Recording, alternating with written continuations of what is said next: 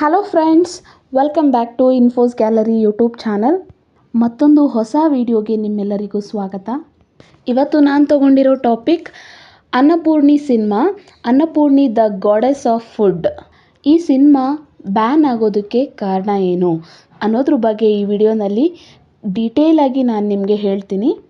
ವಿಡಿಯೋನ ಎಲ್ಲೂ ಸ್ಕಿಪ್ ಮಾಡದೆ ಕೊನೆವರೆಗೂ ವಿಡಿಯೋ ನೋಡಿ ಅಂತ ಹೇಳಿ ವಿಡಿಯೋನ ಸ್ಟಾರ್ಟ್ ಮಾಡ್ತಾ ಇದ್ದೀನಿ. ಮೊದಲಿಗೆ ಅನ್ನಪೂರ್ಣಿ ಸಿನಿಮಾ ಬಂದು ಸೌತ್ ಇಂಡಿಯನ್ನ ತಮಿಳ್ ಮೂವಿ. 2023 ಡಿಸೆಂಬರ್ 1ನೇ ತಾರೀಕು ಈ ಸಿನಿಮಾ ಚಿತ್ರಮಂದಿರಗಳಲ್ಲಿ ಬಿಡುಗಡೆಯಾಗಿತ್ತೆ. ನೀಲೇಶ್ ಕೃಷ್ಣನ್ ರವರು ನಿರ್ದೇಶನ ಮಾಡಿರ್ತಕ್ಕಂಥ ಸಿನಿಮಾ ಇದು. ಅನ್ನಪೂರ್ಣಿ ಸಿನಿಮಾವನ್ನು ಜತಿನ್ ಸೇತಿ ಹಾಗೂ ಆರ್ ರವೀಂದ್ರನ್ ರವರು ಪ್ರೊಡ್ಯೂಸ್ ಮಾಡಿದ್ದಾರೆ ಸಿನಿಮಾನ. ಅನ್ನಪೂರ್ಣಿ ಸಿನಿಮಾದ ಮೇನ್ ಹೈಲೈಟ್ ನಯನತಾರ ರವರು. ಹಾಗೆ ಇದು ನಯನತಾರ ರವರ 75ನೇ ಸಿನಿಮಾದ ಟೈಟಲ್ ಕೂಡ ನಯನತಾರ 75 ಅಂತಲೇ ಆಗಿರುತ್ತೆ ಸ್ಟಾರ್ಟಿಂಗ್ನಲ್ಲಿ. ಸೊ ಈ ಸಿನಿಮಾದಲ್ಲಿ ಮುಖ್ಯ ಪಾತ್ರದಲ್ಲಿ ಲೇಡಿ ಸೂಪರ್ ಸ್ಟಾರ್ ನಯನತಾರ ರವರು ಮುಖ್ಯ ಪಾತ್ರದಲ್ಲಿ ಕಾಣಿಸ್ಕೊಳ್ತಾರೆ. ಹಾಗೆ ಅವರಿಗೆ ಪಾರ್ಟ್ನರ್ ಆಗಿ ಜೈ ರವರು ಕಾಣಿಸ್ಕೊಳ್ತಾರೆ. ಹಾಗೆ ಸಿನಿಮಾದಲ್ಲಿ ಮುಖ್ಯ ಪಾತ್ರದಲ್ಲಿ ಸತ್ಯರಾಜು ರವರು ಹಾಗೆ ಅಚ್ಯುತ್ ಕುಮಾರ್ ರವರು ಕೂಡ ಸಿನಿಮಾದಲ್ಲಿ ನಟಿಸಿದ್ದಾರೆ. ಈ ಸಿನಿಮಾದ ಟೈಟಲನ್ನು ಅಕ್ಟೋಬರ್ 2023 ಅನೌನ್ಸ್ ಮಾಡ್ತಾರೆ, ನಯನತಾರ 75 ಅಂತ. ಸೊ ಸಿನಿಮಾನ ಡಿಸೆಂಬರ್ 1ನೇ ತಾರೀಕು 2023 ಎಲ್ಲ ಚಿತ್ರಮಂದಿರಗಳಲ್ಲಿ ರಿಲೀಸ್ ಮಾಡ್ತಾರೆ. ಆದರೆ ಚಲನಚಿತ್ರವು ವಿಮರ್ಶಕರಿಂದ ಮಿಶ್ರ ವಿಮರ್ಶೆಗಳನ್ನು ಪಡೆಯೋದರ ಮೂಲಕ ಬಾಕ್ಸ್ ಆಫೀಸ್ನಲ್ಲಿ ಅದು ಅಷ್ಟು ಪ್ರದರ್ಶನ ನೀಡೋದಿಲ್ಲ, ಸಾಕಷ್ಟು ಕಡಿಮೆ ಪ್ರಮಾಣದಲ್ಲಿ ಪ್ರದರ್ಶನ ನೀಡುತ್ತೆ. ಇನ್ನು ಸಿನಿಮಾದ ಬಜೆಟ್ ವಿಚಾರಕ್ಕೆ ಬಂದರೆ ಸಿನಿಮಾದ ಬಜೆಟ್ 5.70 ಕೋಟಿ. ಹಾಗೆ ಸಿನಿಮಾದ ಬಾಕ್ಸ್ ಆಫೀಸ್ ಕಲೆಕ್ಷನ್ ಅದು ಡೇ 1 60 ಲ್ಯಾಕ್ ಆಗಿದೆ ಅಷ್ಟೇ. ಸಿನಿಮಾದ ಪ್ಲಾಟ್ ವಿಚಾರಕ್ಕೆ ಬಂದರೆ ಅನ್ನಪೂರ್ಣಿಗೆ ಬಾಲ್ಯದಿಂದಲೂ ಅಡುಗೆ ಮಾಡೋದರಲ್ಲಿ ಬಹಳಷ್ಟು ಆಸಕ್ತಿ ಇರುತ್ತೆ. ಆಕೆಯ ಗುರಿ ಕೂಡ ಶೆಫ್ ಆಗಿರೋದಾಗಿರುತ್ತೆ. ಅನ್ನಪೂರ್ಣಿಯ ಆರಾಧ್ಯ ದೈವವಾದ ಶೆಫ್ ಆನಂದ್ ಸುಂದರ್ ರಾಜನ್ ರವರಂತೆ ಕಾರ್ಪೊರೇಟ್ ಶೆಫ್ ಆಗುವುದು ಅನ್ನಪೂರ್ಣಿಯ ಗುರಿಯಾಗಿರುತ್ತೆ. ಆದರೆ ಆಕೆಯ ಕುಟುಂಬದ ವಂಶವು ಶ್ರೀರಂಗಂ ದೇವಸ್ಥಾನದಲ್ಲಿ ಸೇವೆ ಸಲ್ಲಿಸುವುದಕ್ಕೆ ಸಮರ್ಪಿತವಾಗಿರುತ್ತೆ. ಆಕೆಯ ತಂದೆ ಶ್ರೀರಂಗಂ ದೇವಸ್ಥಾನದಲ್ಲಿ ಭಕ್ತರಿಗೆ ಪ್ರಸಾದವಾಗಿ ನೀಡುವ ಆಹಾರವನ್ನು ಅಡುಗೆ ಮಾಡ್ತಾರೆ. ಬ್ರಾಹ್ಮಣ ಕುಟುಂಬವು ಸಸ್ಯಾಹಾರಿಗಳಾಗಿರ್ತಾರೆ. ಅನ್ನಪೂರ್ಣಿಯ ತಂದೆ ಅನ್ನಪೂರ್ಣಿಯು ಶೆಫ್ ಆಗುವುದು ಬೇಡ ಎಂದು ನಿರಾಕರಿಸಿರ್ತಾರೆ. ಏಕೆ ಅಂತ ಹೇಳಿದರೆ ಅನ್ನಪೂರ್ಣಿ ಶೆಫ್ ಆಗುವುದಾದರೆ ಆಕೆ ಅಲ್ಲಿ ಮಾಂಸವನ್ನು ಎಲ್ಲ ಅಡುಗೆ ಮಾಡಿ ಬಡಿಸ್ಬೇಕಾಗತ್ತೆ. ಹಾಗೆ ಅದರ ರುಚಿನ ಕೂಡ ನೋಡಬೇಕಾಗತ್ತೆ. ಆ ಸ್ಥಳದಲ್ಲಿ ನಮ್ಮಂಥ ಬ್ರಾಹ್ಮಣರು ನಿಲ್ಲುವುದೇ ಒಂದು ಮಹಾ ಅಪರಾಧ ಅಂತಂದ್ಬಿಟ್ಟು ನಂಬಿರ್ತಾರೆ. ಹಾಗಾಗಿ ಅನ್ನಪೂರ್ಣಿ ಶೆಫ್ ಆಗೋದನ್ನು ಅವ್ರ ತಂದೆಯವರು ನಿರಾಕರಿಸಿರ್ತಾರೆ. ಆದರೆ ಅನ್ನಪೂರ್ಣಿಗೆ ಮಾತ್ರ ಯಾವುದೇ ರೀತಿಯಲ್ಲೂ ಸಮಾಧಾನವಿರೋದಿಲ್ಲ. ಯಾವುದೇ ಕಾರಣಕ್ಕಾದರೂ ತನ್ನ ಗುರಿಯನ್ನು ತಾನು ತಲುಪಲೇಬೇಕೆಂಬುದು ಆಕೆಯ ಮನಸ್ಸಲ್ಲಿರುತ್ತೆ. ಇವರ ಜೊತೆಯಲ್ಲಿ ಓದ್ತಕ್ಕಂಥ ಫ್ರೆಂಡ್ಸ್ಗಳೆಲ್ಲರೂ ಈಕೆಗೆ ಸಪೋರ್ಟ್ ಮಾಡ್ತಾರೆ. ಅನ್ನಪೂರ್ಣಿಯವರ ತಂದೆ ಈಕೆಗೆ MBA ಮಾಡುವುದಾಗಿ ಹೇಳ್ತಾರೆ. ಆದರೆ ಈಕೆ ಹೋಟೆಲ್ ಮ್ಯಾನೇಜ್ಮೆಂಟ್ ಕೋರ್ಸನ್ನು ತಗೊಂಡು ಅದೇ ಕಾಲೇಜ್ನಲ್ಲಿ ತಂದೆಯವರಿಗೆ ಗೊತ್ತಿಲ್ಲದೆ ಕೋರ್ಸ್ ನಡೆಸ್ತಿರ್ತಾಳೆ. ಒಂದು ದಿನ ಅಚಾನಕ್ಕಾಗಿ ಈಕೆ ಅನ್ನಪೂರ್ಣಿಯ ತಂದೆಗೆ ಈಕೆ ಹೋಟೆಲ್ ಮ್ಯಾನೇಜ್ಮೆಂಟ್ ಮಾಡುತ್ತಿರೋದಾಗಿ, ಹಾಗೆ ಈಕೆ ಚಿಕನ್ ಎಲ್ಲನೂ ತಿಂದು ಆ ಪ್ಲೇಸ್ನಲ್ಲಿ ಚಿಕನ್ ಮಾಡೋದನ್ನು ಎಲ್ಲ ನೋಡಿ ಈಕೆ ತಂದೆಗೆ ಸಿಟ್ಟು ಬಂದು ಆಕೆಯನ್ನು ಕಾಲೇಜನ್ನು ಅಲ್ಲಿಗೆ ಸ್ಟಾಪ್ ಮಾಡಿ ಆಕೆ ಕೋರ್ಸನ್ನು ಇನ್ಕಂಪ್ಲೀಟ್ ಮಾಡಿ ಮದುವೆ ಮಾಡೋದಕ್ಕೆ ಅವರು ನಿರ್ಧಾರ ಮಾಡ್ತಾರೆ.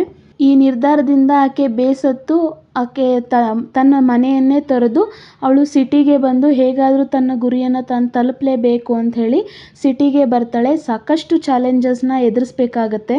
ಒಟ್ಟಾರೆ ಹೇಳಬೇಕು ಅಂತಂದರೆ ಒಂದು ಬ್ರಾಹ್ಮಣ ಕುಟುಂಬದ ಹುಡುಗಿ ತನ್ನ ಗುರಿಯನ್ನು ಈಡೇರಿಸ್ಕೊಳ್ಳೋದು, ಅದರಲ್ಲೂ ಶೆಫ್ ಅಂತ ಒಂದು ಮಹತ್ವಾಕಾಂಕ್ಷೆಯನ್ನು ಈಡೇರಿಸ್ಕೊಳ್ಳೋದಕ್ಕೋಸ್ಕರ ಏನೆಲ್ಲ ಆಕೆ ಚಾಲೆಂಜಸ್ನ ಎದುರಿಸ್ಬೇಕಾಗತ್ತೆ, ಹಾಗೆ ಹೇಗೆ ಆಕೆ ತನ್ನ ಗುರಿಯನ್ನು ತಾನು ತಲುಪ್ತಾಳೆ ಅನ್ನುವಂಥದ್ರ ಜರ್ನಿ ಈ ಸಿನಿಮಾದ ಸ್ಟೋರಿ ಆಗಿದೆ. ಹೀಗಿರುವಾಗ ಸಿನಿಮಾದಲ್ಲಿ ಅನ್ನಪೂರ್ಣಿಯ ಸ್ನೇಹಿತ ಆದಂತಹ ಆಕೆಯ ಕ್ಲಾಸ್ಮೇಟ್ ಆದಂತಹ ಜೈರವರು ಅನ್ನಪೂರ್ಣಿ ಒಂದು ಸಮಯದಲ್ಲಿ ಬೇಸತ್ತಾಗ ಆಕೆನ ಹುರಿದುಂಬಿಸ್ಲಿಕ್ಕೆ ಅಂಥೇಳಿ ಕೆಲವೊಂದಷ್ಟು ಮಾತುಕತೆ ಅವರಿಬ್ಬರ ನಡುವೆ ನಡೆಯುತ್ತೆ. ಅವರಿಬ್ಬರ ನಡುವೆ ನಡೀತಕ್ಕಂಥ ಸಂಭಾಷಣೆಯಲ್ಲೇ ಜೈರವರು ಅನ್ನಪೂರ್ಣಿಗೆ ಹೇಳ್ತಾರೆ, ಹಿಂದೂ ದೇವತೆಯಾದ ರಾಮನೂ ಕೂಡ ಒಬ್ಬ ಮಾಂಸಾಹಾರಿನೇ.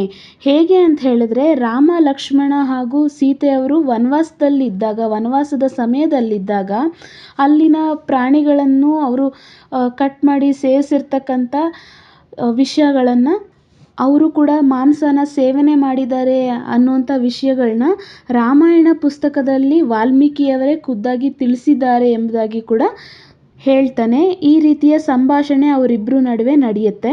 ಇದಷ್ಟೇ ಅಲ್ಲದೆ ರಾಮನ ಇನ್ನೊಂದು ಅವತಾರನೇ ಪೆರುಮಾಳ್ ಎಂಬುದಾಗಿ ಹೇಳ್ತಾನೆ. ಹಾಗಾಗಿ ನೀನು ಮಾಂಸವನ್ನು ಅಡಿಗೆ ಮಾಡೋದ್ರಿಂದ ಬ್ರಾಹ್ಮಣ ಆಗಿದ್ರೂ ತೊಂದರೆ ಇಲ್ಲ, ಏನು ಯಾವುದೇ ರೀತಿ ತಪ್ಪಿಲ್ಲ ಅನ್ನೋದಾಗಿ ಹೇಳ್ತಾನೆ. ಸೊ ಈ ವಿಚಾರ ಸಾಕಷ್ಟು ಕಾಂಟ್ರವರ್ಸಿಗೆ ಅಂದರೆ ವಿವಾದಗಳಿಗೆ ಮುಂದಾಗುತ್ತೆ. ಇದೊಂದು ವಿಚಾರ. ಹಿಂದೂಗಳ ಆರಾಧ್ಯ ದೈವ ಆದ ರಾಮನೂ ಕೂಡ ಮಾಂಸಾಹಾರಿ ಎಂಬುದಾಗಿ ಈ ಚಿತ್ರದಲ್ಲಿ ತಪ್ಪಾಗಿ ಟೀಕೆ ಮಾಡಿದ್ದಾರೆ ಎಂಬಂತೆ ಹೇಳಿರ್ತಕ್ಕಂಥ ವಿಷಯ ಸಾಕಷ್ಟು ವಿವಾದಗಳನ್ನ ಉಂಟು ಮಾಡುತ್ತೆ.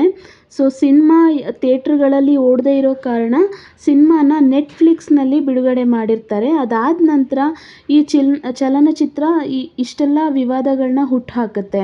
ಕಾರ್ಯಕರ್ತರಾದ ರಮೇಶ್ ಸೋಲಂಕಿ ಹಾಗೂ ಹಿಂದುತ್ವ ಸಂಘಟನೆಯಾದ ವಿಶ್ವ ಹಿಂದೂ ಪರಿಷತ್ ರವರು ಸ್ಟ್ರೀಮಿಂಗ್ ಕಂಪ್ನಿಯಾದ netflix.com ಮೇಲೆ ಹಾಗೆ ಈ ಚಲನಚಿತ್ರದ ನಿರ್ಮಾಪಕರಾದ ಜತಿನ್ ಸೇತಿ ಹಾಗೂ ಆರ್ ರವೀಂದ್ರನ್ ರವರ ವಿರುದ್ಧ ಲವ್ ಜಿಹಾದ್ ಅನ್ನು ಪ್ರಚಾರ ಮಾಡಿದ ಆರೋಪದ ಮೇಲೆ ಮತ್ತು ಬ್ರಾಹ್ಮಣ ಸಮುದಾಯದ ಭಾವನೆಗಳನ್ನು ಕೆಳಮಟ್ಟ ಮಾಡಿ ಮಾತಾಡಿರ್ತಾರೆ, ಅಲ್ಲದೆ ಘಾಸಿ ಮಾಡಿಕೊಳ್ಳುವುದಾಗಿ ಬ್ರಾಹ್ಮಣ ಸಮುದಾಯದ ಭಾವನೆಗಳನ್ನು ಕೀಳ್ಮಟ್ಟ ಮಾಡಿ ಮಾತಾಡಿದ್ದಾರೆ ಅನ್ನುವಂಥ ವಿಷಯವಾಗಿ ಈ ಹಿಂದುತ್ವ ಪರಿಷತ್ ರವರು ಏನಿದ್ದಾರೆ, ಹಿಂದುತ್ವ ಸಂಘಟನೆಯಾದ ವಿಶ್ವ ಹಿಂದೂ ಪರಿಷತ್ ರವರು ಏನಿದ್ದಾರೆ, ಇವರು FIR ಪೊಲೀಸ್ ದಾಖಲೆಯನ್ನು ನೀಡಿರ್ತಾರೆ.